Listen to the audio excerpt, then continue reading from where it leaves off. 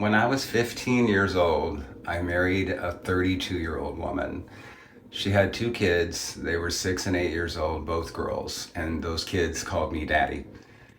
You can imagine how weird that was. This is going to sound crazy, but it all started when my wife moved in 2 apartments away from us.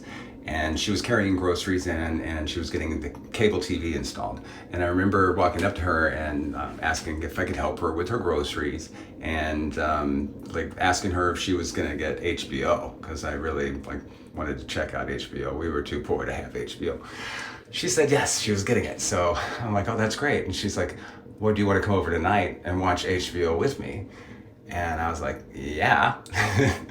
So I went over and basically she greeted me at the door with a strawberry daiquiri and we ate some Planters peanuts and we basically ended up boning on the floor for hours and she basically took my virginity. If you watched parts 1 and 2 of this series, then you already know that I was a child who was very vulnerable to seduction due to the lack of love I received growing up and the lack of attention and all of that stuff. So it wasn't hard for her to make me fall in love with her, and I very quickly did. Our marriage only lasted about a year, and we separated on good terms. Well, it wasn't good terms the night I left. That was really, really ugly.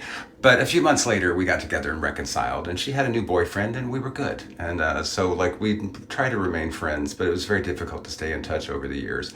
And she died about 10 years or so ago, sadly.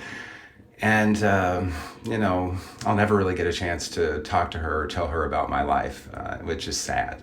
If you don't follow me yet, please do if you like my stories. The next one is going to be even more interesting as I'll be discussing how I got into the adult entertainment industry at the age of 18.